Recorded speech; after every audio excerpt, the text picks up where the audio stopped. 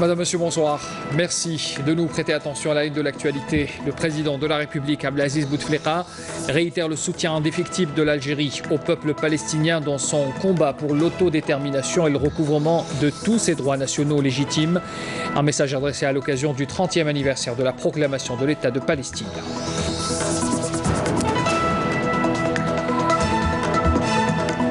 Dans l'actualité aussi, les membres de l'Assemblée populaire nationale ont adopté ce jeudi à la majorité le projet de loi de finances 2019 lors d'une séance plénière présidée par Mohamed Bouchareb en présence de membres du gouvernement. Depuis Adrar, la cérémonie officielle du lancement du raccordement des établissements éducatifs à l'Internet via le satellite algérien Alcomsat 1 a eu lieu aujourd'hui en présence de la ministre de TIC, Iman Houda Falloun, et de la ministre de l'Éducation nationale. Et puis en prévision du Mawlid Nabawi Sharif, à Riyad El Fath, un espace d'exposition a été organisé pour montrer les traditions du Mouloud, notamment dans son aspect culinaire. Un reportage à suivre tout à l'heure. Et puis on ira sur les monts des Aurès qui renferment une riche biodiversité floristique. La forêt du cèdre du mont Chélia abrite des espèces européennes comme l'érable et le genevrier turéfère. Un reportage également de notre reporter Rahim Abdelaziz à suivre en fin de ce journal. Voilà pour les titres de l'actualité. Merci de nous rejoindre. D'abord, le président de la République, Abdelaziz Bouteflika, réitère donc son soutien indéfectible de l'Algérie au peuple palestinien dans son combat pour l'autodétermination et le recouvrement de tous ses droits nationaux légitimes.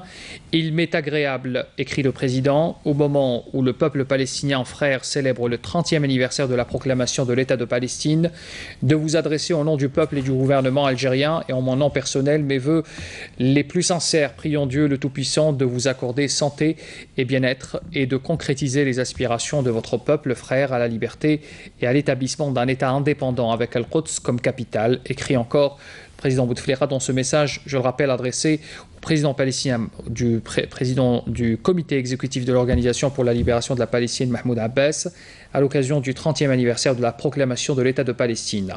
En Algérie, la terre sur laquelle cette proclamation historique a eu lieu, nous suivons avec inquiétude et préoccupation les enjeux actuels qui entravent la concrétisation de l'État palestinien et saluant l'ensemble des efforts internationaux consentis pour son établissement dans les frontières de 1967, tout en vous souhaitant davantage de réussite dans vos efforts sincères pour l'union du peuple palestinien, a écrit le président Bouteflika. Je saisis cette opportunité pour réitérer notre soutien indéfectible au peuple palestinien dans son combat pour l'autodétermination et le recouvrement de tous ses droits nationaux et légitimes, a conclu encore le chef de l'État dans ce message adressé donc à cette occasion. Dans l'actualité aussi, le Premier ministre Ahmadou Yahya représentera le président de la République Abdelaziz Bouteflika au sommet extraordinaire de l'Union africaine qui aura lieu samedi et dimanche prochain à Addis Abeba en Éthiopie. Il sera consacré à la réforme institutionnelle de l'organisation, précise un communiqué du Premier ministère. Le Premier ministre sera accompagné du ministre des Affaires étrangères, Abdelkader Massahalla. Il est l'heure de l'appel à la prière pour Salat al-Aïcha pour Alger et ses environs. On se retrouve tout de suite après.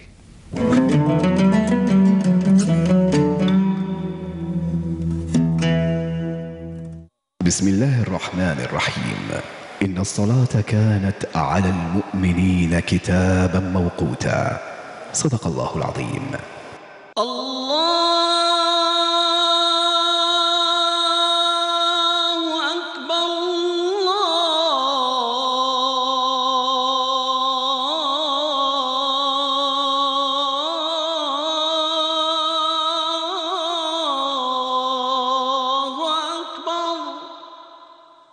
أشهد أن لا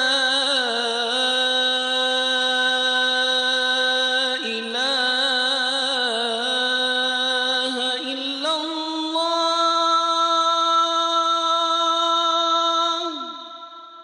أشهد أن لا إله إلا الله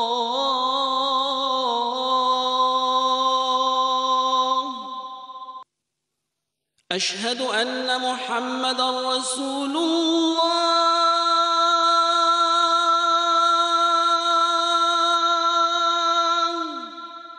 أشهد أن محمدا رسول الله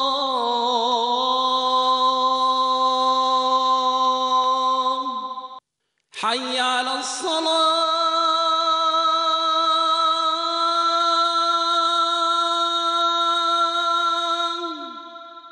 حي على الصلاة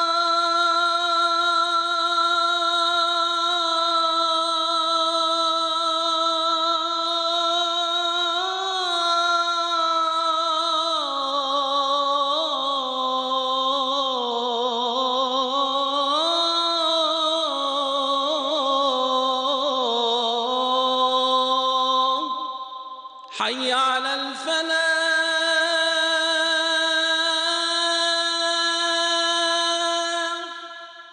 حي على الفلاح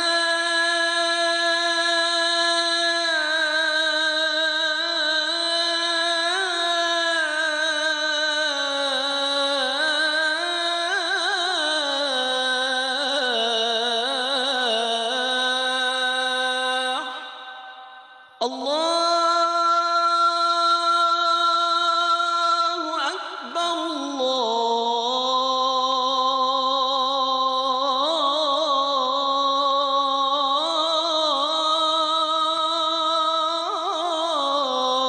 الله أكبر لا إله إلا الله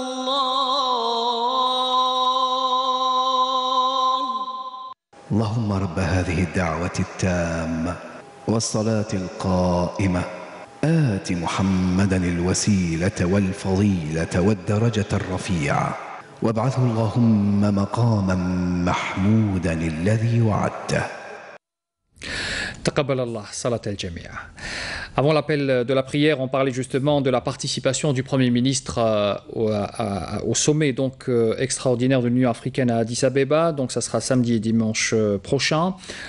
Et justement, à propos de ce sommet, sachez qu'aujourd'hui, il y a eu la clôture au niveau du siège de l'Union africaine à Addis Abeba, toujours des travaux de la session extraordinaire du Conseil exécutif de l'Union préparatoire de ce sommet africain, des chefs d'État et de gouvernement. Le Conseil avait 2 jours durant étudié l'ordre du jour qui sera soumis donc lors de ce prochain sommet prévu, je le rappelle, samedi et dimanche prochain.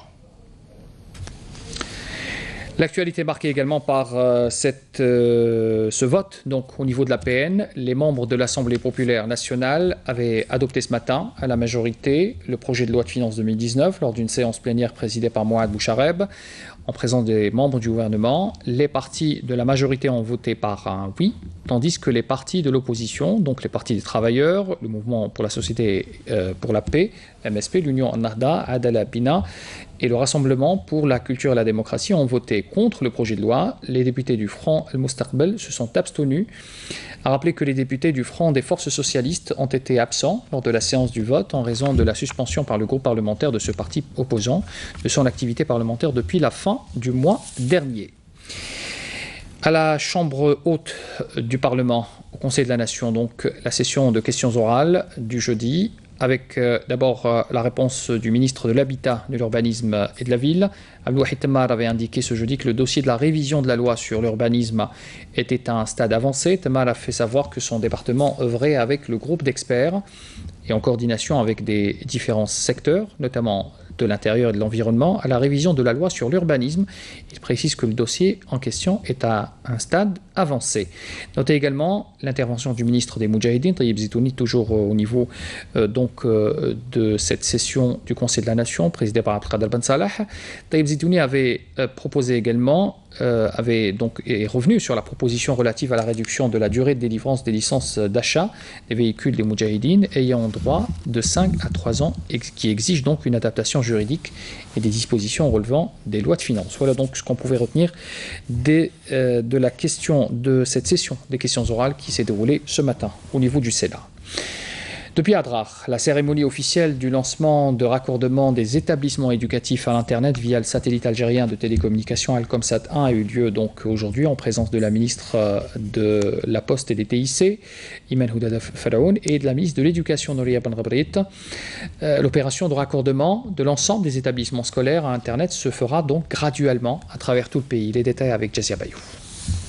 Les projets utilisant les capacités du satellite Alcomsat 1 dans les domaines de l'éducation et de la santé ont été présentés à l'occasion d'une visite de travail dans la wilaya d'Adrar de la ministre des Télécommunications Houda Iman Faraoun et de la ministre de l'Éducation Nouria Ben Rabrit. À cette occasion, la ministre de l'Éducation a fait état du raccordement par liaison en fibre optique de 67 sites relevant du secteur via le satellite algérien de télécommunications Alcomsat 1.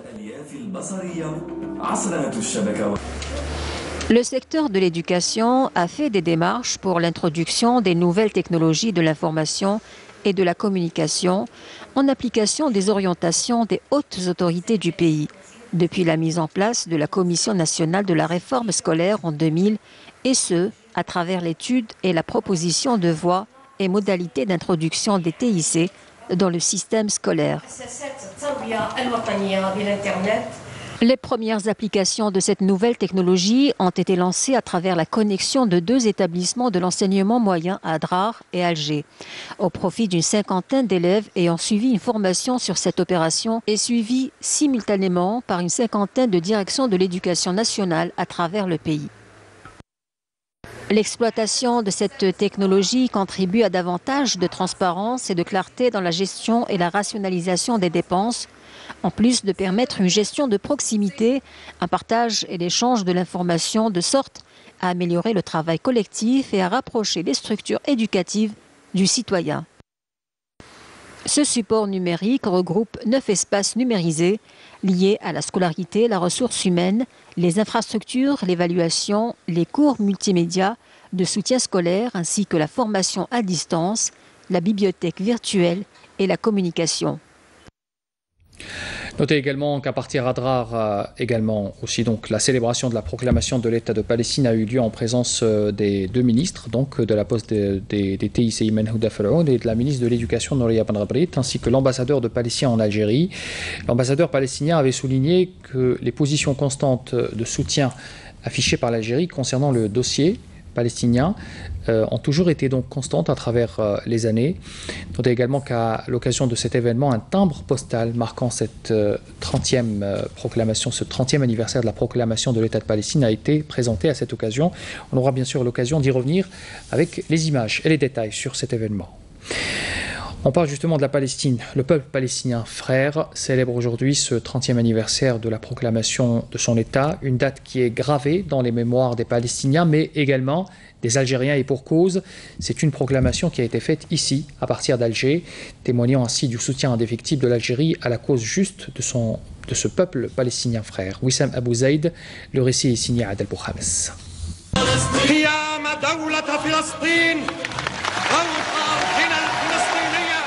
30 années se sont déjà écoulées depuis la proclamation de l'indépendance de l'État de Palestine. Une proclamation qui s'est faite à partir d'Alger, qui a de tout temps adopté la cause juste des Palestiniens pour l'édification de leur État libre et indépendant, avec El-Quds comme capitale. Une commémoration qui intervient quelques jours seulement après l'anniversaire de la disparition du martyr Yasser Arafat.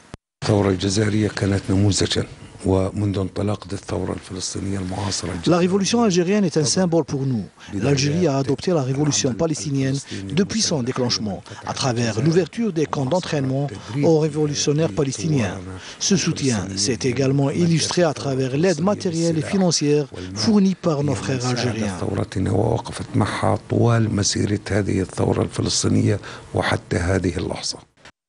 Le jour d'indépendance est une fête nationale célébrée par les Palestiniens des terres occupées et ceux de l'exil, avec l'espoir d'en faire une halte politique et une journée de reconnaissance de tous les efforts déployés par les Palestiniens. Cela fait 30 ans depuis que notre défunt président Yasser Arafat a fait la proclamation de notre État indépendant depuis Alger. Notre peuple lutte toujours pour concrétiser son indépendance, en dépit de tous les défis et de toutes les contraintes. En effet, l'occupant sioniste poursuit sa politique de la terre brûlée, la violation continue des lieux saints, ainsi que l'expropriation des terres. On témoigne également des crimes commis par l'armée coloniale, les bombardements qui ont ciblé les Palestiniens à Gaza. Malgré tout ce que nous endurons, nous ne bougerons pas d'ici.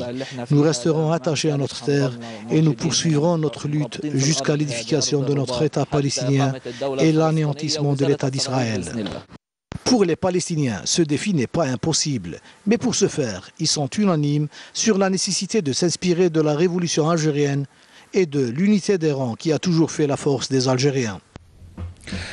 El Mawlid Nabawi Sharif, c'est dans quelques jours, lundi à mardi, précisément, lundi à mardi prochain. Le programme des festivités pour cette célébration donc religieuse a été présenté aujourd'hui à partir de Tipaza avec bien sûr des chants religieux, avec un hommage aussi rendu à des imams en retraite, des moudjahidines également et des victimes de la tragédie nationale. Le ministre des Affaires religieuses et des Waqf, Mohamed Aïssa, était présent. Il avait donc inauguré à cette occasion plusieurs édifices religieux, à l'exemple de la mosquée Ibrahim el-Khalil à Al-Belj et la mosquée d'El Falah à Chenois-Plage. Le ministre s'est également enquis des travaux d'une autre mosquée qui se veut un pôle religieux de la région dont le taux d'avancement est à 60%. Je vous propose d'écouter la déclaration de Mohamed Aïssa.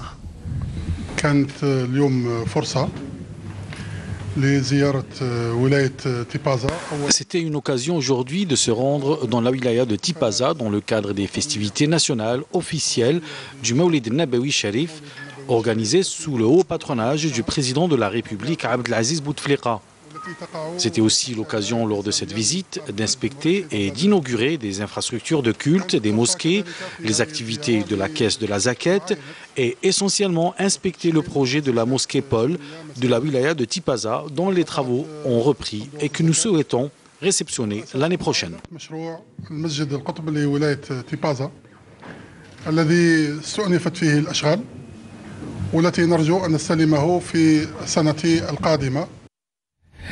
Et en prévision du Mawlid Nabawi Sharif, à Riyad al-Fath, un espace d'exposition a été organisé, à partir d'aujourd'hui d'ailleurs, pour montrer les traditions du Mouloud, notamment dans son aspect culinaire. Reportage sur place, Samia Bouarour. C'est au cœur de Riyad al-Fath que le marché du Mawlid Nabawi Sharif a été installé, offrant aux visiteurs des décors authentiques et des saveurs bien de chez nous, comme cette rada autour du sni ou encore ces friandises qui orneront certainement bien vos tables pour la veillée du Mouloud. Oui, j'ai fait un packaging spécial Mouloud. On peut offrir dans des sucriers comme ça. Donc ça peut servir, la personne garde l'emballage et mange ce qu'il y a dedans. Le Mawlid Nabawi Sharif, une occasion aussi pour rappeler les valeurs humaines nobles de l'islam et la solidarité avec autrui, le cas de cette association caritative. Nous occupons surtout des enfants handicapés, des familles démunies. Et tout ce que vous avez ici, c'est fait par les artisans de l'association, les adhérents de l'association. Et tout ce que nous vendons, tout ce qu'on vend, c'est pour acheter tout ce dont ont besoin les familles démunies, les enfants handicapés, à savoir fauteuil roulant, couches et tout ce qui s'ensuit. Ce marché fraîchement inauguré commence déjà à susciter l'intérêt des visiteurs, certains même émerveillés par l'originalité des produits exposés. C'est très créatif, c'est très beau. Là, les chocolats, on n'a pas envie de les manger, on a plutôt envie de les décorer avec, c'est très joli. C'est justement ça qui va m'inspirer. J'ai encore rien préparé. Dès que j'y ai pensé, je dis tiens, je vais aller faire le tour. Et certainement que je vais trouver des tas de choses, des bougies, des nouellettes, des chocolats. Le mouloud avant, c'était pas des pétards. Il y avait d'autres moyens pour passer un bon mouloud. Il y avait des chemins, des bougies, Noël, etc. Plusieurs artisans et artisanes venus de plusieurs régions d'Algérie se sont regroupés dans cet espace dédié aussi à la valorisation du patrimoine. Pour le Mawlid, c'était le Maïda. J'ai fait le Maïda avec mon style à moi, avec des couleurs assez vives. Et puis, dans l'art musulman, j'ai repris le Lawha al-Qur'aniya, de la Madrasa al-Qur'aniya, avec des couleurs différentes. Parce que ça fait partie de notre art musulman et notre art mauresque. Loin des bruits des pétards, place à la convivialité et aux flammes douces des bougies, au tesbih, à la lecture du Coran et la sira nabawiya de notre prophète, que le salut soit sur lui. Conférence de presse aujourd'hui chez Air Algérie. Les responsables de la compagnie aérienne répondent à une polémique sur la maintenance des appareils avant leur vol programmé. Selon Air Algérie, une grève du personnel de maintenance qui concerne uniquement 67 personnes n'a pas perturbé le travail quotidien des opérations au sol en termes de maintenance qui se déroulent normalement. À ce propos, je vous propose d'écouter Mohamed Sharaf, il est conseiller du PDG d'Air Algérie. Je m'inscris en faux contre tous les gens et toutes les sources qui disent que les avions d'Air Algérie ne sont pas traités convenablement. C'est tout à fait, j'allais dire, c'est de bonne guerre. Ça qu'on arrive à un point où on trompe l'opinion publique et tous les gens en affirmant de fausses choses, ça devient grave quand même. Et est-ce que je peux vous assurer, à 100%, aucun avion ne décolle s'il n'est pas traité convenablement et par rapport à la réglementation nationale et internationale. Je dis bien aucun avion. Voilà donc pour la précision chez Air Algérie. Habitat à présent. Pour éradiquer l'habitat précaire sur un total de 8700 logements publics locatifs, LPL, 6 000